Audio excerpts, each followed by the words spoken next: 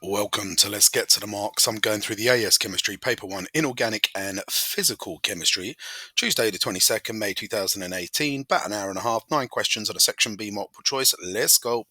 Question 1, this question's about atomic structure. In the 19th century, J.J. Thomson discovered the electron. He suggested that negative electrons were found throughout the atom in a plum's pudding of positive charge. Figure 1 shows an atom of element R using the plum pudding model. It contains 7 electrons, as we can see in that circle there. 1.1 state 2 differences between the plum pudding model and the model of an atomic structure used today. Okay, so what I suggest you do is you pause the video and you have a go, and then I'll go through the explanation. All right, so let's have a little look at it. Look at that is a modern structure with protons and neutrons in the middle and electrons in shells. What's the difference? Well, in the plum pudding model, the electrons are embedded throughout. They're not in quantum energy levels or whatever you want to say, shells, orbitals.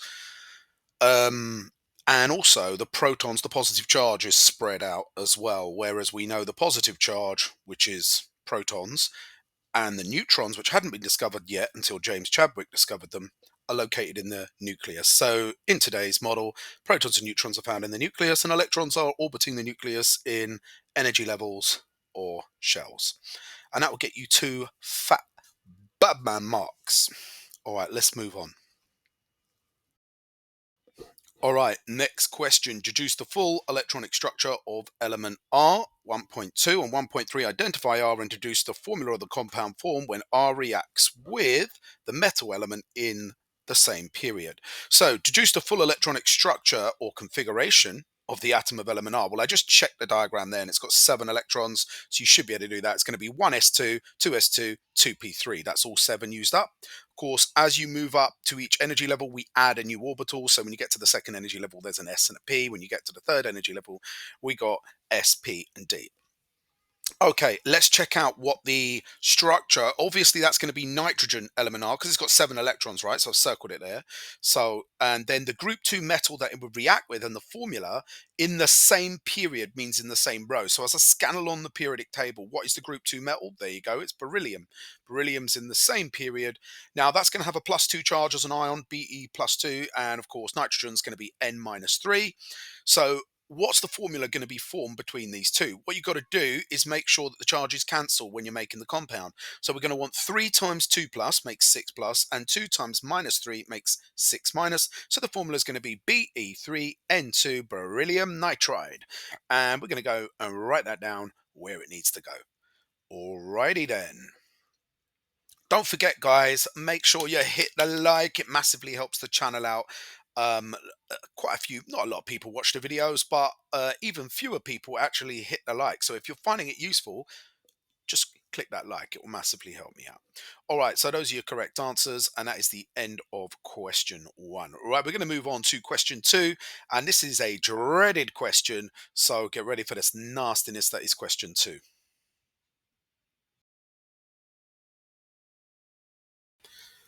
This question is about sodium fluoride, formula NaF. Some toothpastes contain sodium fluoride. The concentration of sodium fluoride can be expressed in parts per million ppm.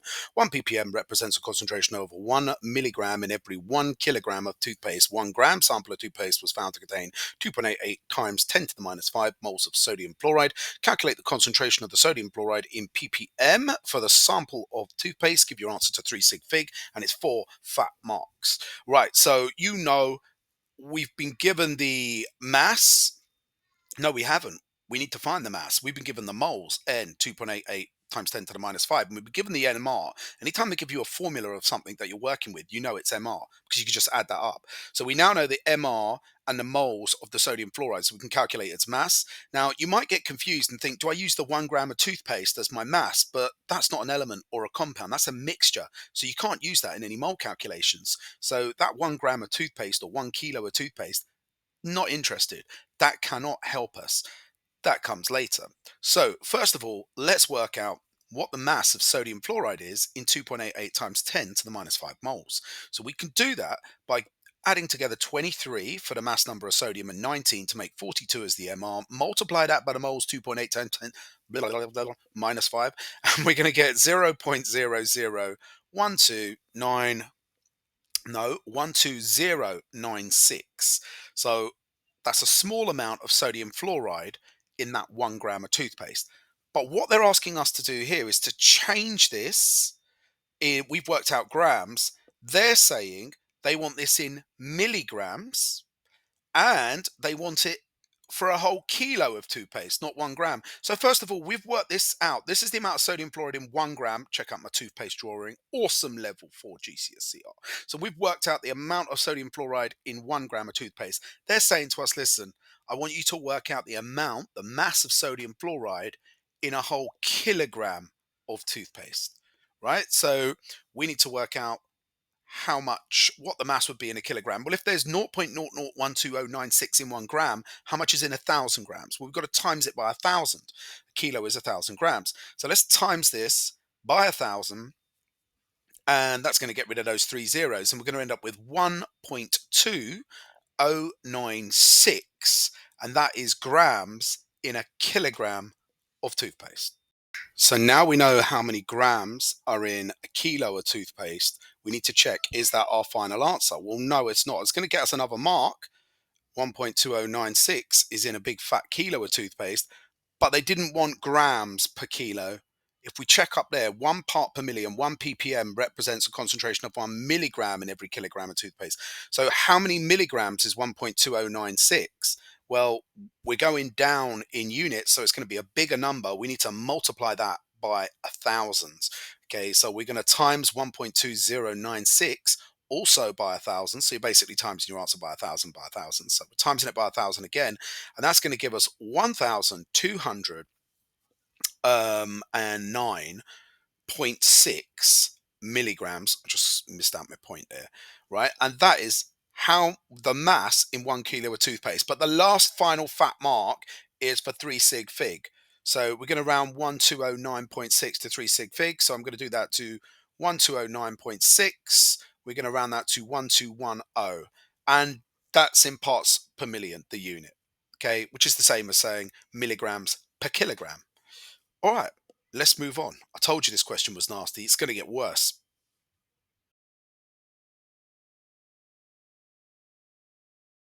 Sodium fluoride is toxic in high concentrations. Major health problems can occur if concentrations of sodium fluoride are greater than 3.19 times 10 on my days to the minus 2 grams per kilogram of body mass. Deduce the maximum mass of sodium fluoride in milligrams that a 75 kilogram person could swallow without reaching the toxic concentration. Well, we know that you're allowed 3.19 times 10 to the minus 2 grams per kilo, because it says greater than will cause you ill health. And so in 1 kilo of this person's body mass, they can have 3.19 times 10 to the minus 2. So how much could they take if they weigh 75 kilos? Well, they can have 75 lots of that before they get ill. So we just need to do 75 times 3.19 times 10 to the minus 2, and that's our answer.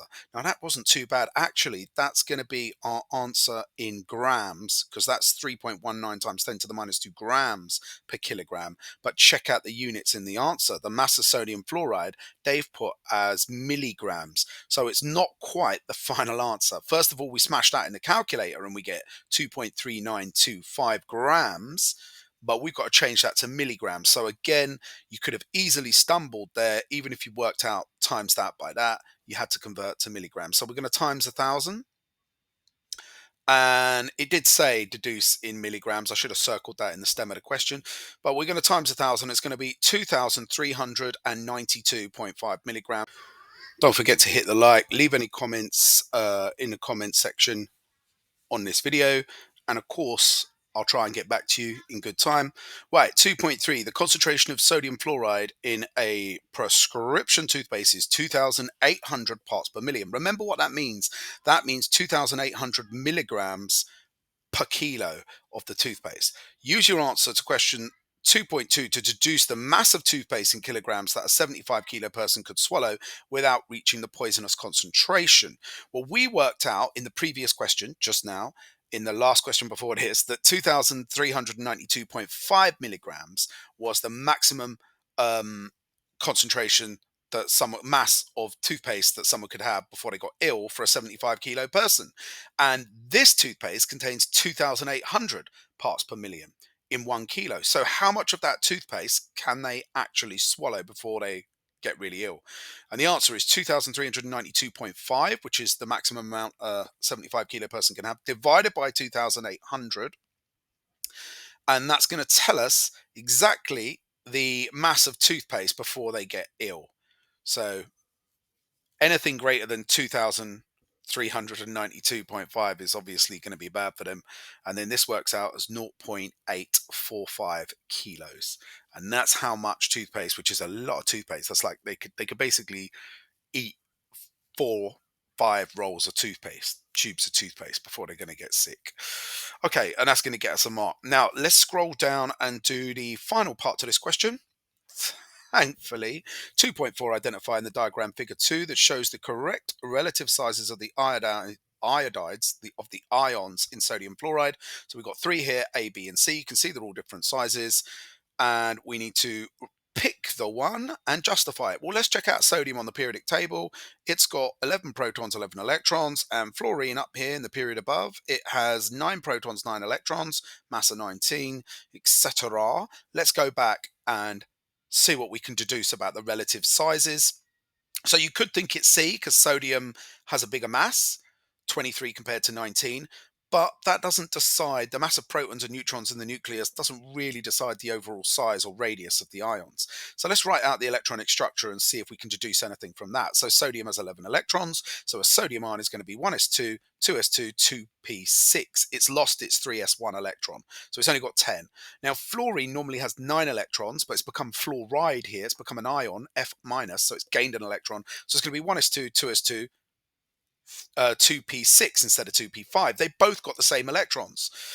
However, there is a difference in the nucleus. Sodium has 11 protons, so an 11 plus charge coming out from its nucleus, whereas a fluoride ion only has a 9 plus charge coming out from its nucleus. And this means that the sodium ion is going to pull the outer shell electrons in closer to its nucleus. Even though they have the same amount of outer shell electrons, they're going to be pulled in closer to the sodium ion. The sodium ion's also got an overall positive charge, and so the answer is going to be B, because the sodium ion is going to be smaller than the fluoride ion.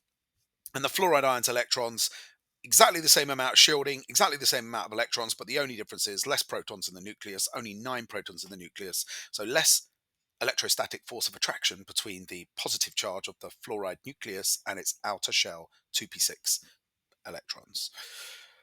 There we go. And that's going to get you all of the marks for that question. Don't forget sharing's caring. Hit the like, punch up the bell, subscribe. Let's get to the marks. I'll catch you lot on the next video. Okay, question 3. A student heated a solid sample of sodium carbonate, Na2CO3.xH2O, so it's hydrated sodium carbonate, for 1 minute to remove water and determine a value for X. Figure 3 shows the apparatus used. Table 1 shows the results recorded. Here's figure 3. You can see we've got a heat source. We've got some sort of basin, or weighing dish, crucible, whatever, with hydrated sodium carbonate in. We've been given the mass of the empty dish. We've been given the mass of the evaporating basin before heating with the hydrated salt inside it, and then we've got the mass of the evaporating basin after heating, which should have driven off the water, and we'd just be left with the salt. Why don't you click pause on the video, see if you can have a go at this question? Of course, what have you got to do for the question? You've got to calculate a value for X in the formula, Na2CO3.xH2O. So you're looking at the ratio between the H2O and the sodium carbonate. Give your answer to 2 decimal places. What it is with these hydrated salts is that the water molecules gather around and bond around the actual salt. So maybe there's 3 water molecules to 1 sodium carbonate, and in that case the X would be 3. Your mission is to find out what the number X is. So yeah, have a go. All right, I'm going to go through the explanation. So what I'm doing here, I'm just drawing some crusty little diagrams. It's always nice to sort of try and visualize things in chemistry. So we've got an empty basin, which is 24.35 mass. We've got one with the water and the salt, which is 25.47. And then we've got the basin with just the salt, which is 24.92. And so what we need to do here is find the moles of H2O, find the moles of salt, and then work out the ratio between the two. And we're going to use mass over mR times moles, that equation that always comes up. So first of all, I'm going to need to work out the mass of the sodium carbonate. NaCO3.XH2O. And we can work the mass of that out because we can do 25.47, which is the mass of the basin with the hydrated salt, take away 24.53, which is the empty basin. So, and quickly, there you go. Look at my crusty little diagram. Here's a basin. The little white circles, the salt, and the 3 water molecules. How many there's actually going to be, who knows? And we're going to take away the empty basin, and that is going to leave us with an answer of 1.12. And so that is the mass of the hydrated salt. Now I need to know, I'm in the final step, we've driven the water off here. Look, it's come off the water. So in the final step, after heating for a minute, we've got rid of the water. So we now know the mass of the basin with the salt. If we take that away, we're going to find out how much water there is. And that is 0.55 H2O. So I now know there's 0.55 H2O, and I know there's 1.12 hydrated salt. I want to take the water away from the hydrated salt to find out the salt. And so if I go 1.12 minus 0.55, I'm going to get 0.57 just for the salt. Now we need to convert those two masses into moles, for the water, the 0.55, and for the salt, for the 0.57. And then from that, or the carbonate, keep calling it a salt, it's carbonate, but there we go. So we're going to go 0.57 over the MR of the carbonate. Now don't forget that carbonates, they're going to be made of 2 sodium, so 23 times 2, 1 carbon, so 12, plus 3 times 16. And if we do that, 3 16s are 48, plus 12 is 60, plus 2 23s is 106. So 106 is the MR, sorry. So we're going to go mass over MR, 0.57 over 106. And that is going to give us our moles of sodium carbonate.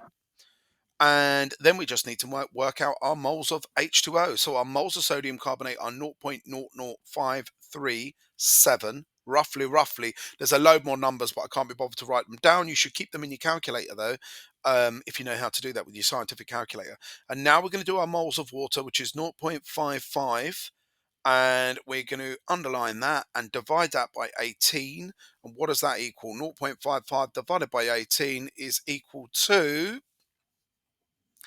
It's going to be a bigger number. You normally have more water in moles than you do the salt or the carbonate that's been hydrated. Yes, we've got 0.0305, so you can see that's a bigger number. Now when you want to simplify a ratio, remember you divide both by the smallest. So the smallest is 0.00537, so we're going to do 0.00537 divided by 0.00537, and that is going to give us the ratio of the sodium carbonate, can't speak, blah, blah, blah, blah, and that's going to be 1. And then we're going to do 0.0305, which is the bigger number, divided by the smallest, which is 0.00537, and that is going to give us the ratio of the water to the carbonate, where the carbonate's 1. And it's going to be roughly 5 to 1, I reckon. Now, because I didn't retain all of the numbers in the calculator, mine's not going to be as close to the real value, but we should be able to round it to the correct answer. So I got something like 5.79, 5.8179 or something like that. So I'm going to round to 5.82. And that's the correct answer. So if you keep all the numbers in your calculator, you'll get an answer close to that, and you want to round to 5.82. Remember, it was 2 dp, and we underline that in the stem of the question. That's going to get us 5 fat marks. Awesome. All right, let's move on to the last bits of this question. So we've got 3.2. The correct value for x is actually 10, not 5.82. So just the reason for the difference between the experimental value for x and the correct value. So they're saying in reality, the true value was much higher. There was a lot more water around each sodium carbonate. Why didn't we work out there was as much water? Obviously, we didn't heat it long enough. We only heated it for 1 minute in the method to this question.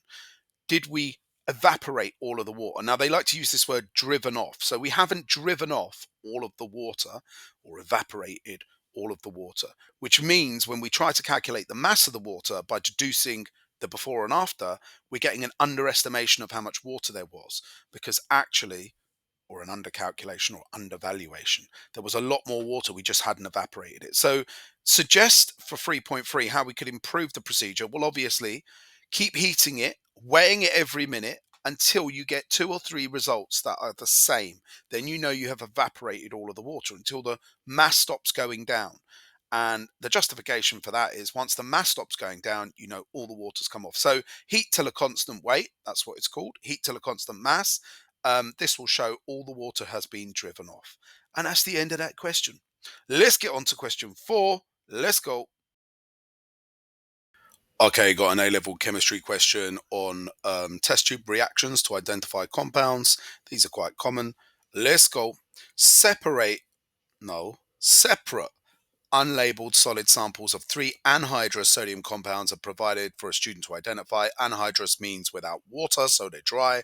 These compounds are known to be sodium carbonate, sodium fluoride, NaF, and sodium chloride, NaCl. But it's not known which sample is which. Outline a logical sequence of test tube reactions that the student can carry out to identify each of the compounds. Include any observations the students would expect to make. Give equations and include the state symbols for any reactions that would take place. I suggest you press pause on the video, grab some scrap paper, a piece of pen. Nice. Yeah, have a go at the question and then unpause and watch the walkthrough. All right, I'm going to go through the explanation. So, you should really make a solution of each and then add nitric acid to each. But I'm going to go through them each separately. That's the way I like to do it. So I'm going to say add nitric acid to the tube, or you'd add nitric acid to all 3 tubes. Um, why would you use nitric acid? You wouldn't add uh, hydrochloric acid because it would mess up your later on test for chloride ions. So we're going to add nitric acid. You could add other acids like sulfuric acid, but we're going to stick with nitric. It's going to fizz with carbonate and release carbon dioxide. And you add the nitric acid to the others anyway to get rid of impurities. So we're going to want to write a little equation for that. And essentially, just doing a little sketch here, you're adding your acid into each of the 3 tubes. And the only one that it's going to fizz with is going to be the carbonate, which will release the carbon dioxide. Right, let's write that equation. So it's going to be Na2CO3 for the carbonate. You're going to add that to nitric acid. The formula for nitric acid you should know off by heart is NHNO3. What's that going to form? Well, acid and carbonate make salt, water, and carbon dioxide. So our salt is going to be sodium nitrate, NaNO3. How do I know the formula is NaNO3? Well, sodium's in group 1, has a positive charge. Nitrate ions, you have to know off by heart, have a 1 minus charge. And they're going to make water plus CO2. We now need to balance this up. So, and add the state symbols. I'll add the state symbols first. So sodium carbonate is going to be solid. Nitric acid is aqueous. And the salt, sodium nitrate, is going to be aqueous. And we're going to make water and carbon dioxide. Water's always liquid, guys. Now, balancing this up, of course, I've got H2O, which has got 2 hydrogens, and I've got 1 hydrogen on the left on the nitric acid, so I'm going to need a 2 there anyway. And I've got 2 sodiums on the left, so I need a 2 there as well, and that gives me the 2 nitrates for the 2 nitric acids. Bim, bam, bomb, all balanced. Lovely. So you're really going to score 2 marks for this, for the carbonate bit. But they say a logical sequence because you actually need to add nitric acid to the others anyway, because you need to get rid of any impurities in those other 2 test tubes. So, but the problem is the sodium fluoride and the sodium chloride need to be in solution. So really, we could have said add water to make a solution with all 3 test tubes, as your sodium carbonate would actually dissolve. So we could have said at the start, dissolve all 3, make them into solutions by adding water, and then add nitric acid to all 3. So that might have been a better, more logical way to go about it. Anywho, we're going to dissolve the sodium fluoride and the sodium chloride in water, add silver nitrate solution. I mean, I should have really added water to dissolve all 3, but never mind. I've written my answer now. Add silver nitrate solution to acidify with nitric acid. Why do we use nitric acid, guys, to all 3? Because we don't want to add chloride ions to the sodium chloride, whichever tube that's in, we don't know. So With the sodium chloride, you're going to get a white precipitate formed. Now, you would get that gives you the positive result that that's the sodium chloride test tube. If you'd added hydrochloric acid, you would also get a white precipitate because hydrochloric acid would break down to form chloride ions. So you don't want to add hydrochloric acid. And then we have, and you don't want to really use sulfuric acid either. Sodium ions plus chloride ions go to silver chloride white precipitate. It's ionic, so the silver ions are aqueous and the chloride ions are aqueous. And then the silver ions and the fluoride ions, aqueous, go together to make silver fluoride, which does not form a precipitate, so just remains a colorless solution. There we go. Lovely jubbly. That's how you'd identify them all, and that's how you get the 6 marks. The only improvement to my answer is that you might as well say, with the whole part which I underline logical sequence, we might have well said make them all into a solution first, then add the nitric acid. The one that bubbles is the sodium carbonate, write the equation, and then we could say add the silver nitrate solution, and that's the better order. Anywho, I'm hopeful I'll get all 6 marks for this. Let's move on to the next question, folks.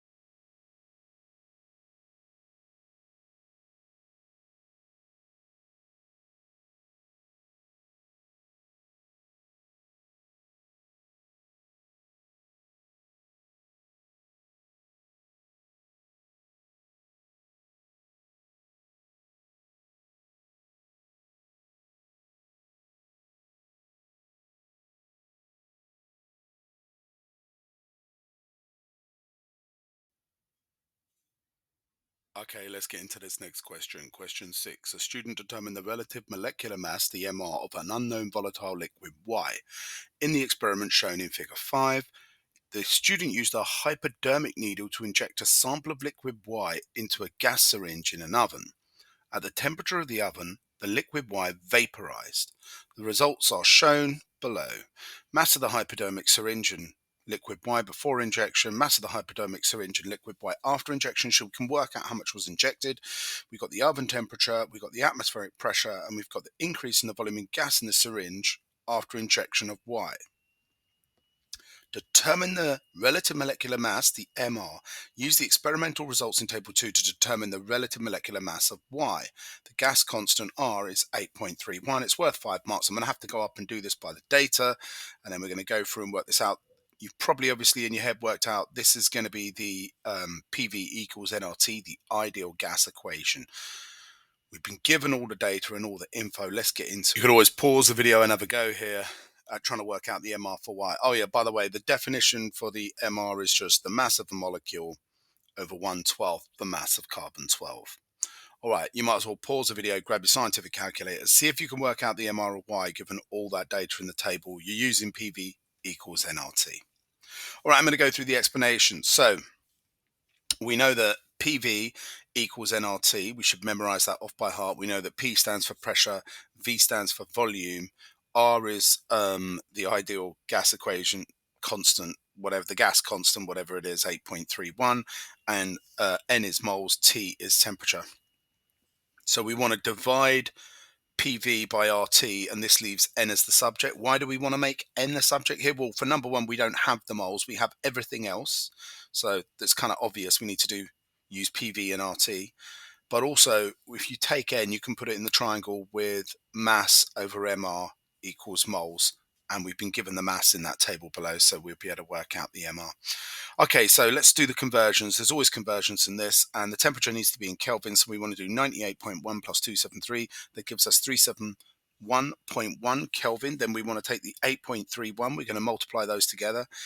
And then we want to do volume, which is 85 centimeter cube. We need to change that into meters cube. That's one of the harder things to do. You need to get used to this.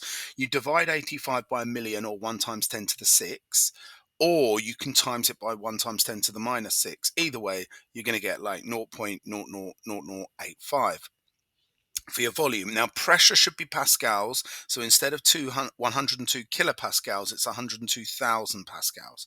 So we're going to do 102,000 times 85 divided by a million, and we're going to divide that by 8.31 times 371.1. So yeah, you get 8.5 times 10 to the minus 5 for your volume.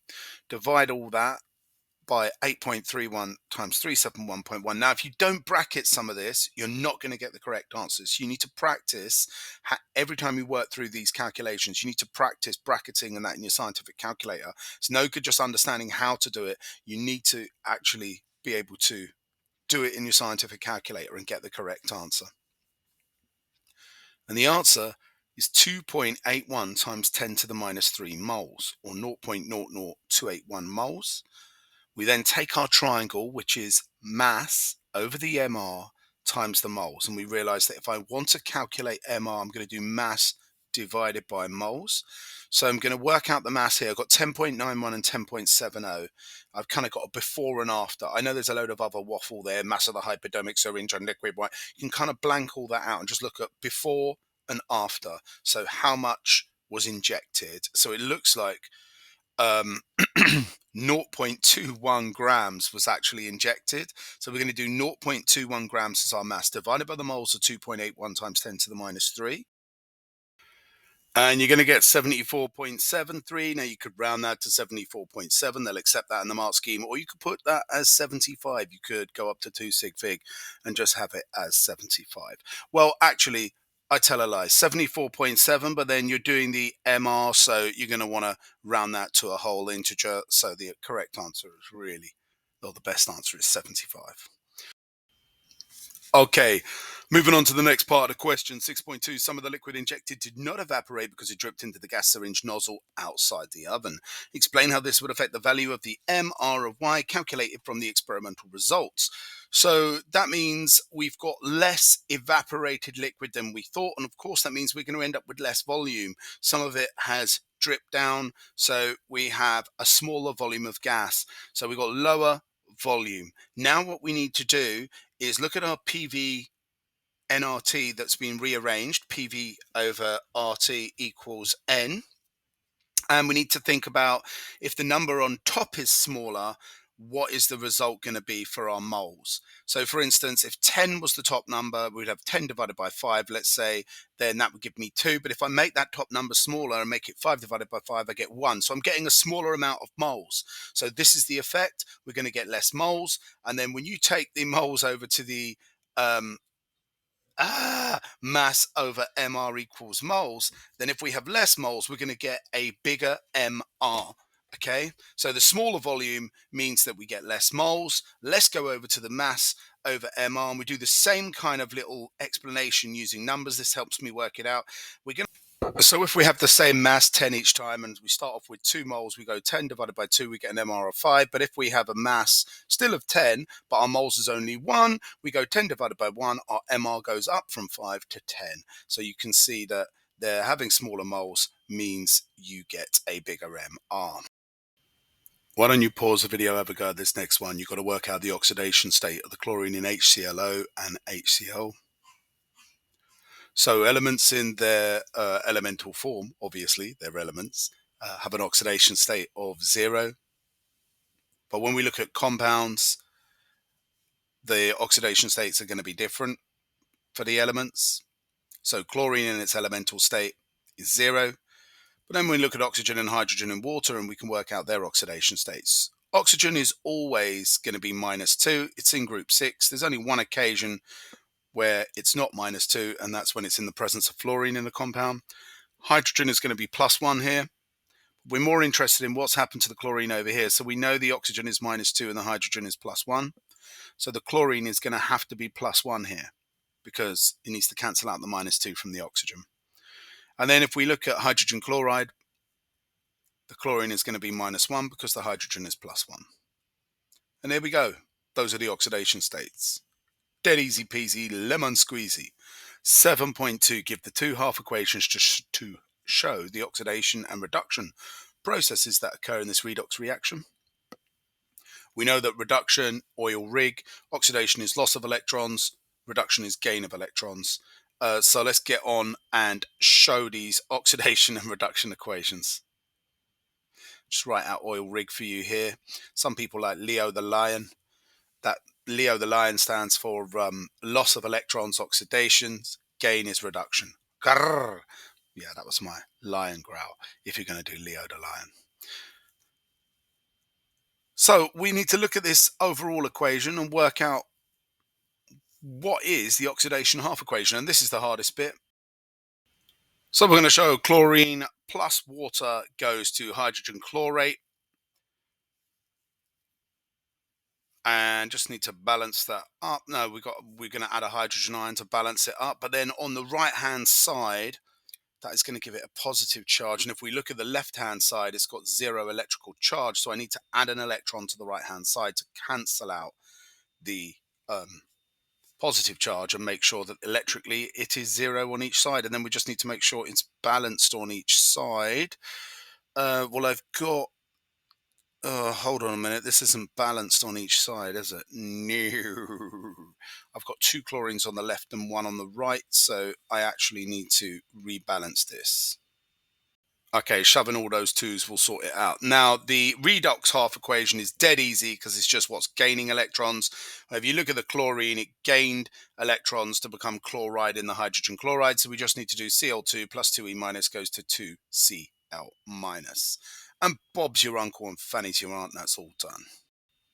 Okay, 7.3, chlorine is reacted with cold, aqueous sodium hydroxide in the manufacture of bleach. Give an equation for this reaction between chlorine and sodium hydroxide. Well, actually, if we remember the reaction of chlorine in water, we get chlorine goes plus water goes to hydrogen chlorate plus hydrogen chloride. We had that in the equation given to us above in the stem of the question. So there's a slight difference here. Look, it's that equation there, or it's got a reversible symbol, but you get the coup. We come down, right? Now, when it's sodium, when you're revising to learn this one off by heart, you're going to make the same things, but just one extra product. So see if you can work that out. So you've got chlorine plus sodium hydroxide. And this time what happens is you get sodium chlorate. The sodium, remember, is a +1 ion, just like hydrogen. So it's kind of replacing hydrogen's job. And then we get sodium chloride instead of hydrogen chloride, right? The only difference we have here is that we have a bit of an extra H here. And so what do we do with that? We're going to form some water. So we're going to make some H2O. Lovely jubbly. And then it just needs balancing and it's all done. And I think as we need two H's, we're going to put a 2 in front of the sodium hydroxide, and that accounts for the sodium chlorate and the sodium chloride. Lovely jubbly. Because the difference when you had the chlorine in green there plus water is the water has a different number of O's and H's and whatnot. So the sodium hydroxide. Right, let's move on. I'm waffling. Right, the concentration of chlorate ions in bleach can be found by the reaction with iodide ions. Overall equation, we got it given there. We'll need the ratio. A sample of bleach was found to contain chlorate ions with a concentration of 0.0109 mole per decimeter. You might want to pause the video, have a go. I'm going through the explanation. So here we go.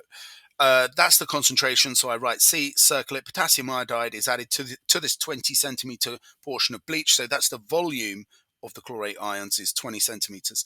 Calculate the mass in milligrams of potassium iodide needed to react with all of the chlorate ions in the bleach. That's where we're going to need our ratio.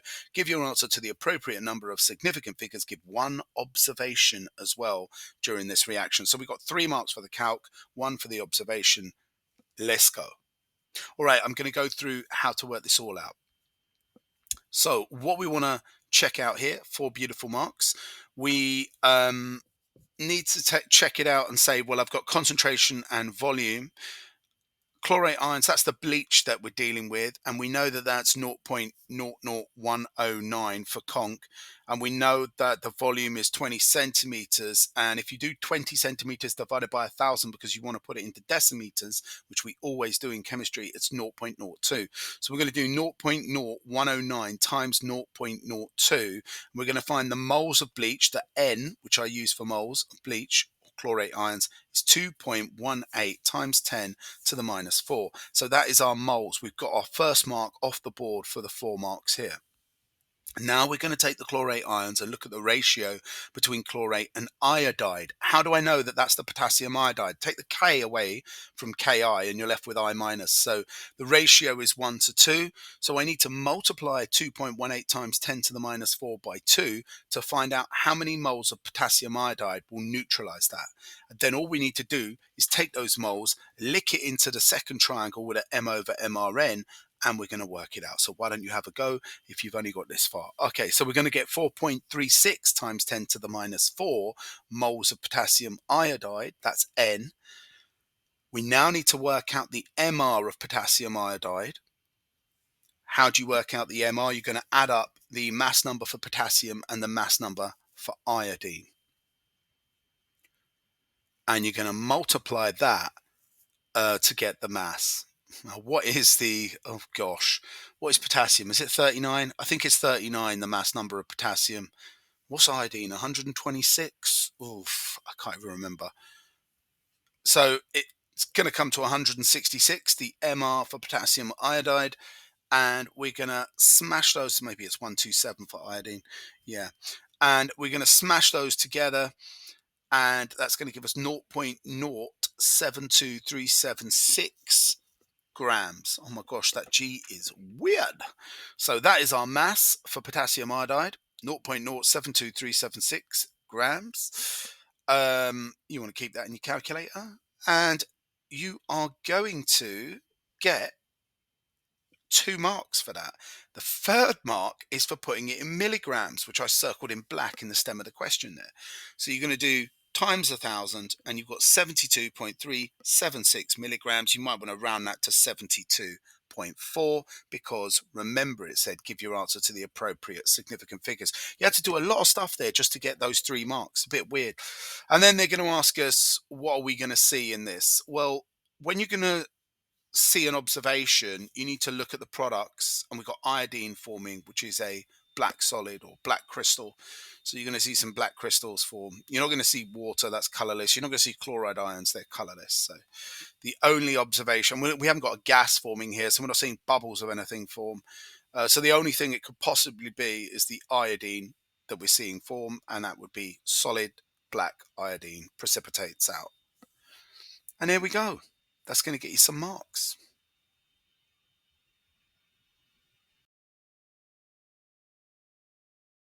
Okay, 7.5 potassium chlorate 7 KClO4 is used in fireworks.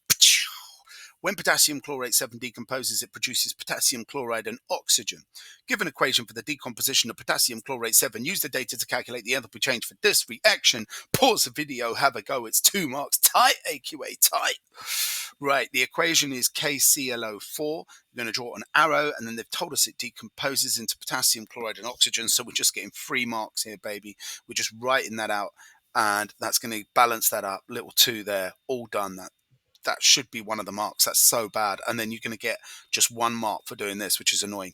Right, they're giving you formation data. When you get formation data, you want to draw arrows going up from the elements to your equation, to the substances in your equation. So I've got an arrow going up to KClO4 and an arrow going up to KCl. I'm going to write the elements at the bottom. I'm not going to bother with balancing them because I'm getting the mark here for the number, the calculation.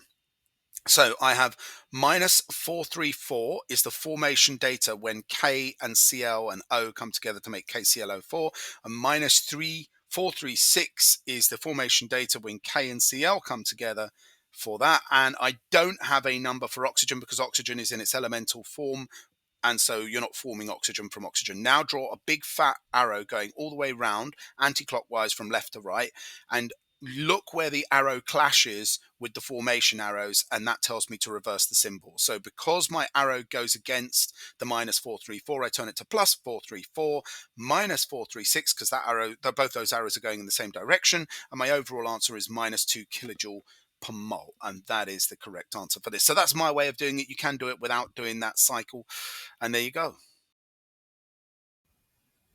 Okay, welcome to Let's Get to the Marks. I'm going through a very hard time of flight mass spectrometry calculation. So grab your pen, grab your paper, have a read, pause the video, have a go. You'll need a scientific calculator for this one, then unpause and watch the explanation. Okay. Let me go through the explanation. So what I'm going to start off with, a sample of bromine was analysed in a time-of-flight mass spectrometer and found to contain 2 isotopes, bromine 79 and 81. After electron impact ionization, all of the ions were accelerated to the same kinetic energy. I've underlined that, that's important. And then travelled through a flight tube of 0.950 meters long. That's the distance. I like to identify my data. And then I have been told that it took 6.69 times 10 to the minus 4 seconds for this 79 bromine ion to travel through the flight tube. That's the time T. Calculate the mass M in kg for one of the ions, 79, and then calculate the time for a bromine 81 ion to travel through the same tube. Now we've got to use a bit of common sense to check our work as we go. You've got to think bromine 81, that's heavier than bromine 79. So I'm expecting my answer to come out a little bit slower than 6.69, but not that much slower. So it should be slightly bigger the time when I get my final answer there. Okay, let's work on the first thing, which is work out the mass in kg of 1 bromine 79.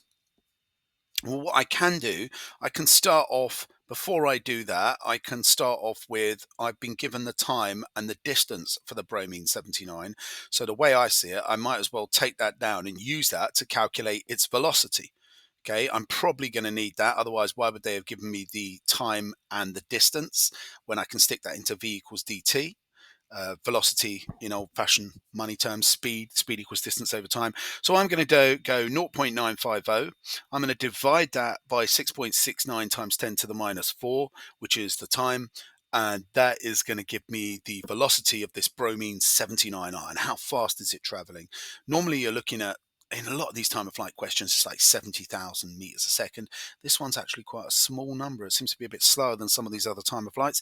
It's 1,420.029. I mean, that's basically 1,420. We don't need to write all that. ms to the -1 or m/s meters per second. And there we go. We've calculated the velocity. That's probably going to get us a mark for that little bit there. Alrighty then. What we need to do now is calculate the mass in kg of one ion of Br79. So what we got to think is, well, what does 79 mean when you see it next to an elemental symbol? Well, it's from the periodic table. It's the mass number. And that tells me that 1 mole of bromine plus ions is equal to 79 grams. The periodic table is in grams, remember. So if I want to find out how many kilograms a mole of bromine 79 is, I divide by 1,000, and that gives me 0.079 kilograms. If you had a whole mole of bromine ions in your hands right now, it would weigh 0.079 kilograms. But I want to know how much one ion is. And inside a mole is L, which is 6.022 times 10 to the 23, Avogadro's constant. So I need to divide 0.079 by L, by 6.022 times 10 to the 23, because that's how many ions are in one mole. And I'm going to find my answer is incredibly small. Well, it would be. A bromine ion is incredibly light. So 1.311856526 times 10 to the -25 kg. Again, you could just round this to 1.32 times 10 to the -25 kg.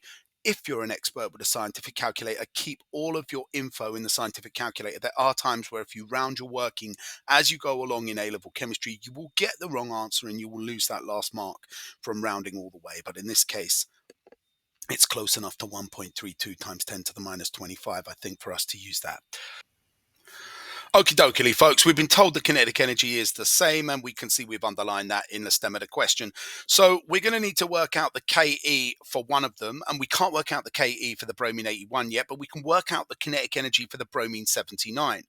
They're giving you that Ke equation. It's for a reason, and we have all the elements now to work it out, because we have the velocity of the bromine 79 and we have its mass, so we can now jam that all in and work out the kinetic energy. And once we've got the kinetic energy for bromine 79, we're going to assume it's the same for bromine 81, and we're going to work out the velocity for bromine 81, and then we're going to put that back in the speed equals distance over time, and we're going to get our final answer by working out the time. So we're looking at we're going to rearrange the Ke equation, and we're going to get half, well, we don't have to rearrange it yet, so half times mass times velocity squared. So we're going to do half times 1.32 times 10 to the -25 times 1,420 squared, and that should give us 1.32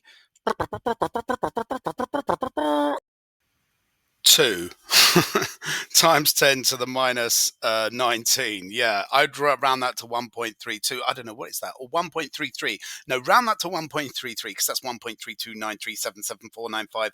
Jeez, just round that to 1.33 times 10 to the -19. So we now know that the kinetic energy is 1.33 times 10 to the -19 for both.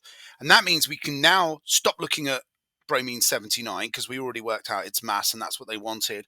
We now know the kinetic energy, which is the same for both, and we can rearrange the Ke equation to find the velocity. Why do we need to find the velocity? How do I know I need to find the velocity? Well, I can work out the mass from the mass number of 81 by doing the same thing I did with the 79, right? And we know the kinetic energy is the same. So I have all the elements here, except for I don't have the velocity of bromine 79. We have the velocity of bromine, I don't have the velocity of bromine 78. So I'm going to do 2 times the kinetic energy. Timesing both sides by 2 gets rid of the half. So 2 times the kinetic energy divided by the mass, bringing the mass over, leaves velocity squared, and then square rooting gets rid of the square. So we're going to go 2 times 1.33 times 10 to the -19 divided by 81. But remember, the 81, you've got to divide by 1,000 and then divide by 6.022 times 10 to the 23 first. And so as we go through and simplifies this, if we double the kinetic energy, we get 2 times 1.33 times 10 to the -19. That gives us 2.65875 times 10 to the -19. We're then going to divide that by 81 divided by 1,000 divided by L, which is 1.345 times 10 to the -22. And if you look at the mass of 81, 1.345 times 10 to the-25, is greater than the mass of our mass for the bromine 79, and that makes sense because the mass for bromine 79 was 1.32, and the mass for this one is 1.345 times 10 to the minus 25. That makes sense. Then when we square root it, we find that the velocity is 1,406.3 meters per second. Now, does that make sense? Well, yeah, look at the velocity for bromine 79 is 1,420. We would expect a slightly heavier ion to travel more slowly, and it does. So there we go. We're all on track. Now all I need to do is take the velocity up, which is basically speed, and do distance divided by speed equals time. And so I'm going to go 0.950 over 1406, and this is going to give me the final answer, which is the time. And then we're going to do our common sense check and compare the two times and say, are they similar? Well, and what we get is 6.75 times 10 to the minus 4 seconds. And this is for the heavier ion, the bromine 81. In the time of flight, that should take a little bit long to get to the detector plate. And we do the common sense check, and we check it to 6.69 times 10 to the minus 4, and we go, yeah, it's slightly slower. It's only slightly heavier, and it's slightly slower. That makes sense. And we go, boom! And we've done the question. There we go. Don't forget sharing's caring. Hit the like, punch up the bell, subscribe. Let's get to the marks. I'll catch you lot on the next video. Think about becoming a member. Yep. Only $1.99 a month, and you get access to all the members only videos. Nice one. Okay, 8.2. Explain how ions are detected and relative abundance is measured in a time of flight mass spectrometer. Well, 2 marker here. You've got your ions. Obviously, my bromine 81 is traveling more slowly. They're going to hit the detector plate, which is a charged plate, i.e. it's got electrons in it. And the electrons are going to move from the detector plate to the positive ion. So I need to stress that. Electrons flow from the detector plate to the positive ion. And how many, look, I've doubled the amount of bromine 79s to 81, so I'm going to get double the movement of electrons. So the number of electrons is relative to the abundance of each ion, or the current, I should say. The flow of electrons is called current. So the current produced is correlates, or is relative to the abundance of the ion. So ions reach the detector plate, electrons move from the plate to the positive ions, boom, producing a current gives me a mark. You have to stress the movement of electrons from the plate to the ions. The size of the current correlates to the abundance of the ions, i.e. if you have twice as many bromine ions, you're going to get twice the current, right? Twice as many bromine 79 than 81, you're going to get twice the current. Okay, enough over explanation. Let's move on to the final question. This question is about compounds containing fluorine. 9.1. Draw the shape of molecular krypton difluoride. Include in your answer any lone pairs electrons that influence the shape. Name the shape produced by the atoms in KrF2 molecule and suggest a bond angle. So our 3 marks are really in 3 sections here: for drawing it, for naming it, and then suggesting the correct bond angle. Now it could be linear like this, or it might be bent like that. That's all I can really think of for this krypton difluoride thingy. But let's go through the VESPR, L to the T to the G to the D, the NA, AGCTU, whatever it's called system. So we're going to check out the first central atom, or the central atom, which is going to be krypton, right? And it's a noble gas, so 8 electrons in the outer shell. Thinking of the old school system, it's got a full outer shell of 8 electrons, plus it's gaining an electron each from each fluorine. So there is a total of 10 electrons in the outer shell. That makes 5 electron pairs. And when you have 5 electron pairs around the central atom, the standard shape is bipyramidal. Okay, that is the starting shape. So if you had krypton pentafluoride, i.e. 5 fluorines around there, it would be bipyramidal or whatever. But yeah, so, well, it wouldn't be, because you can't get krypton pentafluoride, but you get the idea. If a normal thing with 5 you get a bipyramidal shape. And a bipyramidal shape is where you have some axial atoms that are in this plane, one going up, one going down, or left and right, whatever you want to visualize it as, and then you have equatorial plane. Okay, so like a plate, a dinner plate in the middle, and we got 3 round there. That's your bipyramidal structure. Oh my gosh, GCSE level 1 grade art coming out here. Never mind. Okay, let's delete all of those. So what we're looking at with krypton difluoride is there are 5 pairs of electrons, but because there are 5 pairs of electrons but 6 of the pairs are not in bonds, it has three lone pairs, and the three lone pairs take up the equatorial plane, so that bit, and the two fluorines end up in the linear bit. So it's actually a linear molecule. So you can't see the atoms because there's no atoms attached to those lone pairs. So you actually get this shape, which is linear. The lone pairs repel the fluorine, and they go into the furthest away from the lone pairs they can. 180-degree bond angle is the biggest angle they can make, and they're in a different plane to all those lone pairs. So that is the shape you get. This was quite a difficult one, actually. Shapes of molecules is quite difficult, and this wasn't exactly an easy one. Any ones with 5 pairs, we start getting T-shape and all that business, they all get quite difficult. There are 2 lone pairs of electrons in the oxygen atom in a molecule of oxygen difluoride, OF2. Explain how the lone pairs of electrons on the oxygen atom influence the bond angle in oxygen difluoride. So we really want to talk about how the lone pairs influence the bond angle. Well, oxygen difluoride, it's got 6 electrons around oxygen central. Yeah, 8 divided by 2, because it's got 2 from the fluorine, means 8 electrons total divided by 2. So there's 4 pairs. Only 2 are bonded pairs. So it has 4 pairs of electrons around the oxygen altogether. 2 are bonded and 2 are lone. If you just had 4 bonded pairs, you'd have the old tetrahedral shape, right? The pyramid with the one on top. But we don't have tetrahedral. It's electronically tetrahedral, but we're going to get rid of 2 of those bonds because there's lone pairs. So we actually end up like this, and we have bent. And why does it have a bent situation? So we don't actually have 4. We have 2 bonded atoms and 2 lone pairs. And lone pairs have extra repulsion compared to bonded pairs. They're greater. So lone pair repulsion is greater than lone pair bonded pair. And yeah, you get the idea. So lone pairs have a greater repulsion than bonded pairs. So instead of having the tetrahedral 109.5 bond angle, which is the furthest the bonds can get away from each other, the furthest they can get away from each other here is 104.5 because of the extra repulsion of the lone pairs. So the 2 marks are for saying that lone pair repulsion is greater than bonded pair repulsion, and the bond angle would be about 104.5. You could say lower, 102. The bond angle in water is 104.5, so that's like the starting point for you working that out. Right, 9.3, silicon tetrafluoride, SiF4, is a tetrahedral molecule. Deduce the type of intermolecular forces in SiF4. Explain how this type of intermolecular force arises and why no other type of intermolecular force exists in a sample of silicon tetrafluoride. So silicon tetrafluoride is going to have a tetrahedral shape, 4 fluorines around there, all with a bond angle of 109.5, equal bond angles equally spread apart.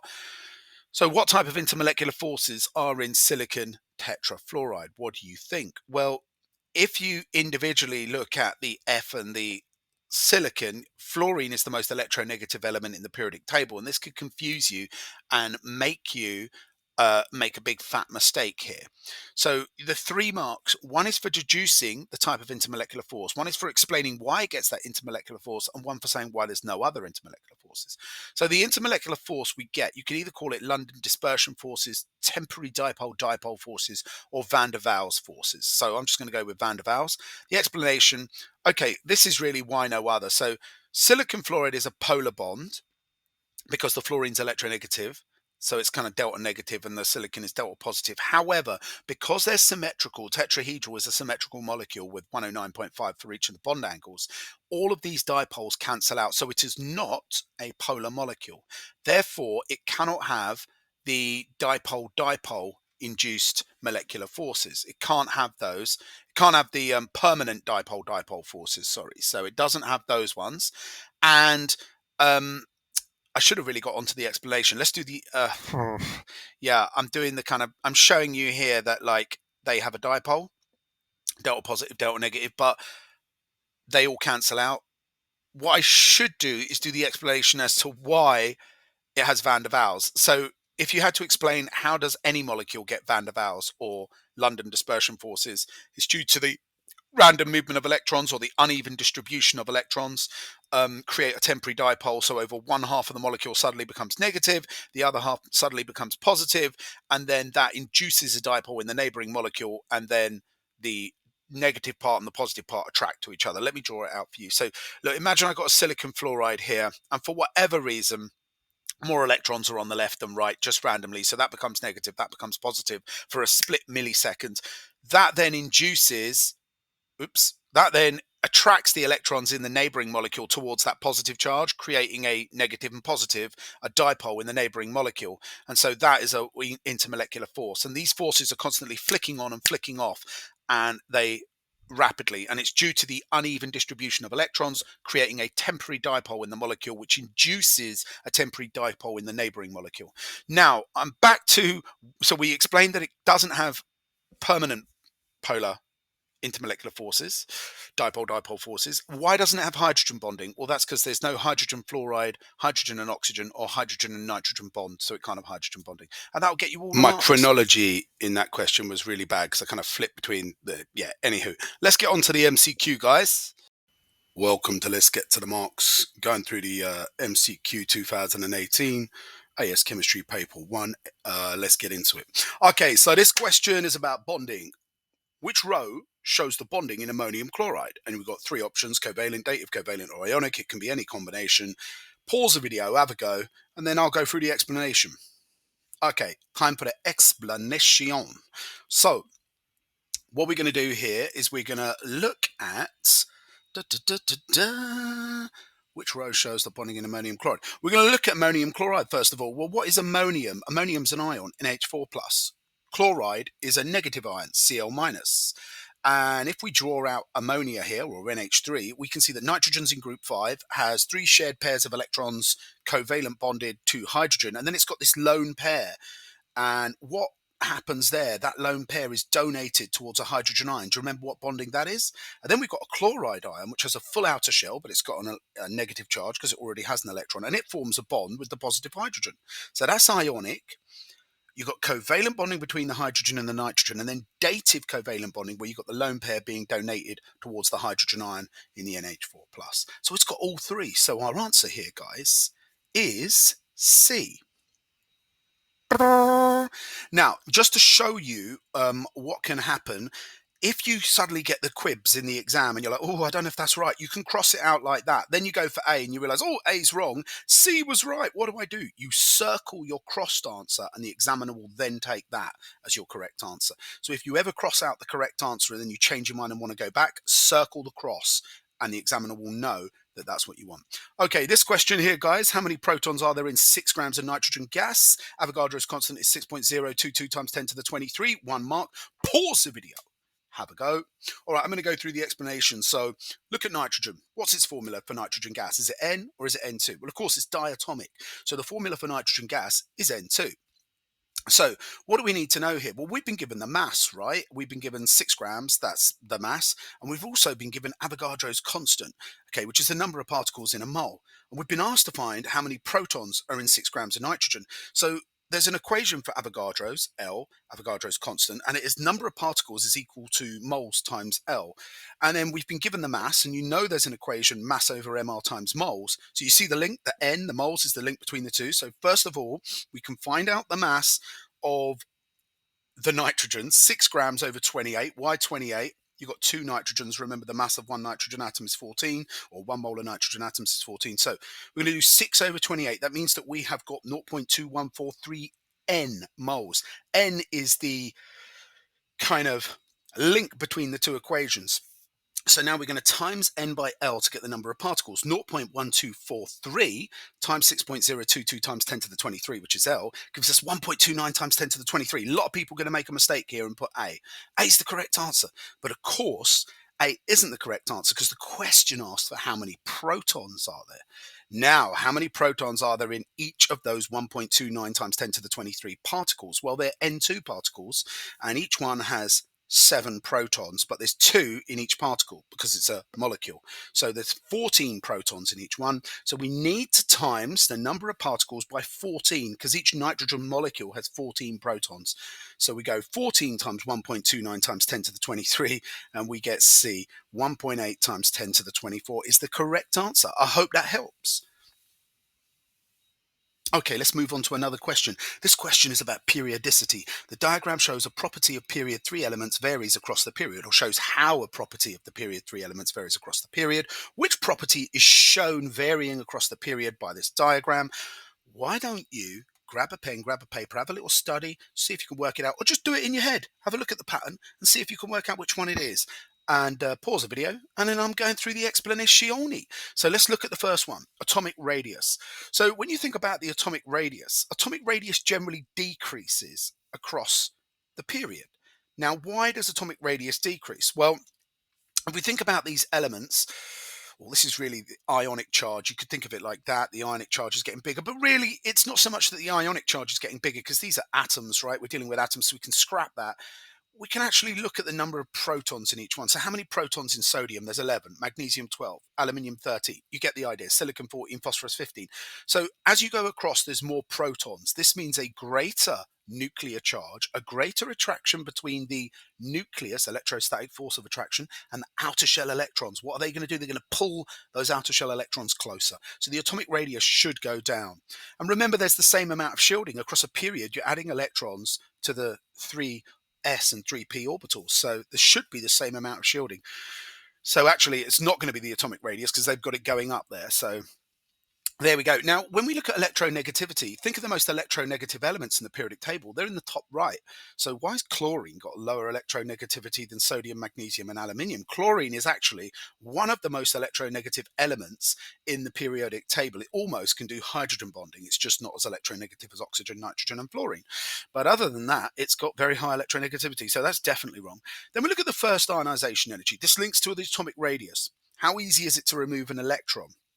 Well, as you go across, it's going to get harder because the radii gets smaller. The electrons are pulled in harder to the nucleus because of that increased number of protons, which I've already explained in the first bit. So it can't be ionization energy because it should get harder and harder to remove electrons, not easier as we go on, as you can see the second half there. So the third one, melting point. Well, does that follow the pattern? Yes. Sodium, magnesium, aluminium, more delocalized electrons, stronger metallic bonding between those increased positive metal ions and the number of delocalized electrons. You've got stronger electrostatic forces of attraction, stronger metallic bonds. So I would expect that to go up. Then we look at the non-metals, they're going down. Well, there's van der Waals forces at play here, and yeah, simple molecules, etc. But we have a slight little jump here. We have a slight difference. So we'd expect that. So the melting point's the correct answer. But we've got this slight difference between sulfur and phosphorus that is kind of not expected. You'd expect sulfur to have a lower melting point than phosphorus going across the non-metals, but sulfur is slightly bigger, so it has stronger van der Waals forces because sulfur forms SA, etc. Right, question 13. A 30 centimeter sample of nitrogen reacted with a 60 centimeter cube sample of fluorine according to this equation. Now, we could go ahead and convert these volumes into moles, but as it's at room temperature and pressure, we can just assume that centimeter cubed is equivalent to moles, so we don't even have to bother. Okay, we can use the volume like the moles when it's over 24,000. So essentially I've got 30 of nitrogen and 60 of fluorine, and the ratio is 0.5 to 1.5 to 1. Now let's make this a little simpler and times it by 2. We're going to get a nicer ratio, easier to deal with. So we're going to get 1 to 3 to 2. Same ratio, 0.5 to 1.5 to 1, but just easier to deal with. So if I have 30 centimeters of nitrogen, it would need to react with 90 centimeters of fluorine. So I don't have enough nitrogen, I don't have enough fluorine. Fluorine is the limiting reagent. And in fact, if I want to work out how much nitrogen is being used, I look at that 60 centimeters of fluorine. I know that's all going to be used, but I go, okay, how much of it, how much nitrogen is going to be used? Well, divide the 60 centimeter by 3, and you get 20 centimeters. So it's going to need 20 centimeters of nitrogen because it has a ratio of 3 to 1.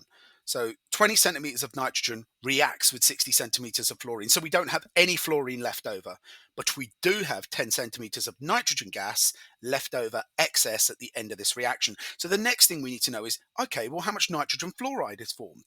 Okay, NF3 is formed. Well, we want to go from the limiting reactant. Don't use the excess because that's going to confuse you. Use the limiting. So it's in a ratio of 3 to 2. We know all the fluorine's used up, so we're going to get all of that 3 to 2 ratio of NF3. Use the limiting reactant when working out how much product is formed. Always use the limiting reactant. So we go 60 divided by 3, because the ratio is 3 to 2, times 2, and we get 40 centimeters. So we're going to get 40 centimeter cubed of NF3. Add that to the excess 10 centimeter cubed of nitrogen. Yes, what is the total? The total is 50 centimeters, my friend. And that is the correct answer. 13. The answer is D. Voila. Right, 14. Which substance is used to reduce titanium 4 chloride in the extraction of titanium metal? You just got to know this off by heart, guys. So it's TiCl4 plus magnesium, give them away the answer. And that goes to MgCl2 and titanium on its little lonesome. And there we go. Bosh, you just got to know that one off by heart. Get the revision cards out for that one. Okay, question 15. Which statement about barium sulfate is correct? Hopefully you know, is it soluble, insoluble? What do we use barium sulfate for in medicine? What's it used for as a chemical test? So it's soluble in water at 100 degrees. Nah, it forms a precipitate, right? An insoluble white precipitate. And it's used in medicine in the barium meal because it doesn't dissolve in the bodily fluids, essentially. So it can show up on x-rays. It's a pale yellow solid. No, we just said it's a white precipitate. It's part of the test for sulfate ions, SO42 minus ions. Remember, you add BaCl2, and they're going to react with SO4 to form this white. Yeah, you get the idea. Yeah, and the last one's wrong because barium sulfate and barium chloride, they're not going to react. Okay, they're just going to swap places if there is any reaction, so they're going to end up with the same product as you had reactant. Right, 16. Which statement is correct about the reaction between concentrated sulfuric acid and solid sodium bromide? So this is about the reducing power of the halide ions, and this is a topic you have on Group 7. So it's the reducing power of the halide ions. Now, if it was sodium chloride and concentrated sulfuric acid, you just get a one-step reaction that's not a redox. So if this was sodium chloride, we get sodium hydrogen sulfate plus hydrogen chloride. But it's not sodium chloride. So it's sodium bromide. And this reaction is not a redox reaction. It's just an acid-base reaction. But what happens here is the hydrogen bromide that's formed in the first step of this reaction goes on to react with some of the excess sulfuric acid, and a redox reaction occurs. And during the redox reaction, the bromide is acting as a reducing agent, and it basically forms bromine. You're going to get the color of bromine, so you should be able to observe that. You're going to get sulfur dioxide, and you're going to get water as your products, and just balance that all up. Now, as the actual overall products here, in questions in exams, they sometimes ask you what's produced as the products. We could say sodium hydrogen sulfate. We could say bromine, we could say sulfur dioxide, and we could say water. Hydrogen bromide is not a final product because it actually gets used up in this second step, this redox step. So the first reaction is just like acid base reaction, right? The sulfuric acid is acting as the acid, the sodium bromide is the bromide ions are acting as a base because they're accepting hydrogen in this. In the second reaction here, what we have going on, we have a redox reaction going on. And if we look at the sulfate ions, they are +4 in sulfur dioxide because oxygen's always -2. And then if you look at the sulfuric acid, they're going to be +6 in that situation. And if we look at the bromide ions, they're -1 and then 0 in their elemental form when they're bromine. So that kind of, you can work that out, that's redox. It's a redox reaction. Don't forget, oil rig oxidation is loss, reduction is gain. Yes, right, let's go through the answers. I'm waffling away and getting carried away down here. Right, bromide ions are reduced. No, look, -1 to 0. What's happened? It's lost electrons. It's become more positive. So it lost an electron. It lost that -1 to go back to 0. So no, they're oxidized. Hydrogen bromide and sulfur formed. Do you see the S here? No, there's no sulfur formed here. But you would get sulfur formed if you used hydrogen iodide because it can further reduce the sulfur dioxide to sulfur. Sulfuric acid acts as an oxidizing agent. Yeah, the sulfuric acid does act as an oxidizing agent, doesn't it? Because the hydrogen bromides oxidize. It must be the sulfuric acid that's doing it. Bromine and hydrogen sulfide are formed. No, you get the eggy, smelly gas, hydrogen sulfide, when you use sodium iodide, as iodide ions are a stronger reducing agent than bromide ions, and bromide ions are stronger than chloride ions, and you kind of have to know that. So there we go. That's the end of that one. Let's not whiffle waffle waffle any more about this one, eh? Let's move on. Right, which compound is used to treat the symptoms of indigestion? This is just a revision card one. You've got to know it off by heart. So it's magnesium hydroxide. It's kind of soluble, a little bit soluble. Magnesium oxide is a laxative. gives you the runs. You don't want to use that just for indigestion. Calcium oxide is a base, obviously. It's a little bit strong and it's not very soluble at all. And calcium hydroxide is very dangerous, very corrosive, very strong base. It's going to like dissolve your organs if you start taking calcium hydroxide. So don't do that. Right, 18. Which element has the higher first ionization energy? So with this one, we've got to look at the orbitals and the subshells. Okay, so difference between an orbital and a subshell: the orbital is the little box with the two little electrons in, and the subshell is like 2p, 2s, or 3s, 3p. And the energy level is the 3 or the 2 or the 1. Okay, so this has one electron in its 3p subshell, and that one electron in the 3p subshell is shielded by the 3s2 that's closer to the nucleus. So that's probably going to be quite easy to remove. I wouldn't imagine that's going to have a very high ionization energy relatively to the others. Then let's look at phosphorus. Phosphorus has how many electrons? Bada bing, bada bada bong. It's got 15 electrons. So we're going to go 1s2, 2s2, 2p6. That's 10. Then we're going to go 3s2. Then we're going to go 3p3. And the way they fill up is they fill up half, half, half. It's much more stable than having 2, 1, 0. So half filled 3p subshell is extra stable, much more stable than the aluminium there with the little lonely electron shielded from the nucleus. So that's got greater stability. So I'm thinking phosphorus at the moment, but let's check the others. Done this in a weird atomic order. Silicon has got 14 electrons in your periodic table. So if we bust out just the 3p for it, we can tell it's just going to have 2. So that's called a partially filled subshell. So along with the aluminium, that's struggling to keep hold of its shielded electrons from the nucleus, and they're unstable. Let's look at sulfur. Sulfur's got 16 electrons. If we look at the 3p, that's going to have 4 electrons in it. What we get going on here is a little bit weird. We get the extra spin pair repulsion here, and this is often a separate question. They ask you, why does sulfur have a lower ionization energy than phosphorus, even though it has greater nuclear charge and the electrons are being added to the same period, so the same kind of energy level. But the idea is there's extra spin pair repulsion, so it's easier to remove that electron. So the answer was phosphorus. Right. 19. A solution with a volume 500 centimeter cubed contains 150 grams of ammonia. So we've got the volume. What's the concentration? We want the conc. So we definitely need N over C times V, but they've also given us mass. So immediately your brain should trigger mass over MR times moles. You might say, where's the MR? The MR's in the name ammonia. They expect you to be able to work that out, and it's 17. 14 for the nitrogen, 3 for the hydrogens. So we've got 150 grams divided by 17. The first thing we can do is work out the N. Look at the N in those two triangles. It's the link between the two equations, as it often is. So it's 8.82 moles, roughly 8.82 moles. Now what we need to do is work out the conc. So it's 500 centimeter cubed, but we need to turn it into decimeters. So we're going to do 8.82 divided by 0.5 decimeters, and then you're basically timesing 8.82 by 2. So you're going to get 17.6 moles in each decimeter, as you have 8.82 in half a decimeter. And here we go. Alrighty then. Refer to the following information when answering questions 20, 21, 22, 23, and 24. A student devised an experiment to find the concentration of sulfuric acid in a sample of battery acid.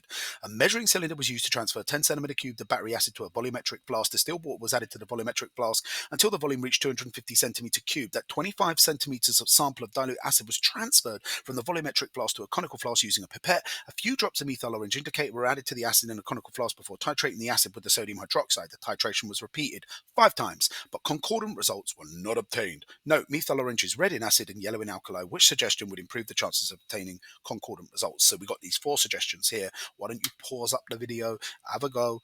All right, extra drops of indicator. I think that one's pretty easy to say. No, that's not going to make any difference. Use more concentrated. Actually, a more concentrated solution in the burette is going to mean that you get a smaller titer. So instead of 20 centimeters to neutralize, you might only need 7. And the problem there is any slight millimeter cube difference is going to be maximized. Like, you're going to have a bigger error. So smaller measurements, there's a bigger error in smaller measurements.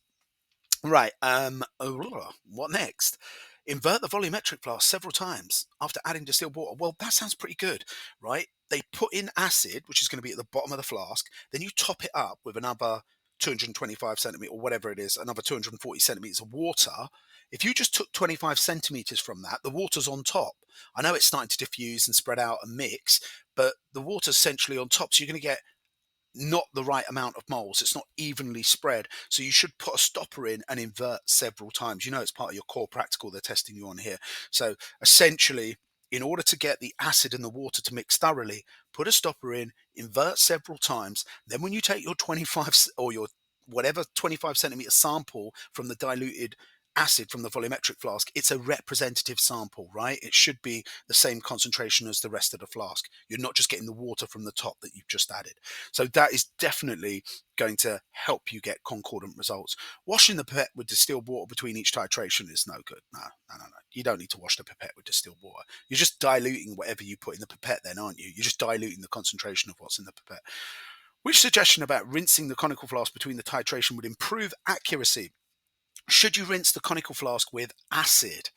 Not sure about that. If you rinse it with acid, you're just adding more moles of acid to the flask. That's going to screw things up. If you rinse with alkali, you're going to get a reaction, neutralization. It's going to screw things up. You're going to rinse with water. Water is going to ensure that it depends if you're doing washings in between adding drops from the pipette, then that's going to ensure the reactants all mix together. And if it's after and you're going to use the conical flask again, you can rinse with water to get rid of any acid or alkali that's in the flask. Okay, which suggestion would reduce the overall measurement in uncertainty in the titration? So what's going to reduce uncertainty? Use less concentrated alkali in the burette. Use phenolphthalein indicator instead of methyl orange. No, changing the indicator doesn't reduce uncertainty. Using smaller samples. Actually, smaller samples, as I said before, are going to increase your level of error and uncertainty. Begin each titration with a burette. It doesn't matter whether you start at 5 centimeters or 0 centimeters. Doesn't change the volume you've actually added, does it? Use less concentrated alkali. If you use a weaker alkali, you're going to need more centimeter cubed of it. So if I use a strong alkali, say I need 10 centimeter cubed to neutralize the acid. If I use a weaker one, I might need 20 centimeter cubed to neutralize the acid. There's less error in the measurement of 20 centimeters using the same equipment. So if equipment has a fundamental 1% error, 1% of 20 is smaller than 1% of 10. So use a bigger volume. Which of these is important in ensuring the student's experiment is safe? Do the titration in the fume cupboard. You're not really getting any fumes here. If we look at the products of this neutralization, we're not really getting any gases, dangerous gases coming off. So you wouldn't really use a fume cupboard. You're more like with your organic solvents or your organic solvents. I've never heard of organic, but there we go. Wear gloves. Yeah, that sounds pretty good, doesn't it? Don't get battery acid on your hands, and don't carry a burette horizontally and poke someone in the eye. Okay, final question. Which color change? Yeah, so wear gloves was the answer to that one, folks. 24. Which color change is observed at the end point in each titration? So we've got to skip up to the stem of the question and check what they did. They added a few drops of methyl orange added to the acid. So we know methyl orange acid. What color is methyl orange in acid? That's our starting color. So you should know off by heart, put it on a revision card if you don't. Methyl orange is red with acid. Okay, and what color does it goes when neutralized? Now you might think it goes orange, the name methyl orange, right? But it actually goes yellow, and yellow's alkali. Yes, when you neutralize, you go slightly past neutralization point. It's like 0.00001, so it doesn't affect our results accuracy. So it's going to go red to yellow. And I guess it's called methyl orange because red and yellow make orange. There we go. Anyway, guys, don't forget, think about becoming a member. It's $1.99 a month. You get early access to my videos, and some videos are members only for the whole time. And I do chemistry A-level live streams, 7 p.m. UK time every Monday night. You might want to join, get some live questions in, and let's learn together. All right, sharing's caring. Hit the like, punch up the bell, subscribe. Let's get to the marks. You're still here? It's over.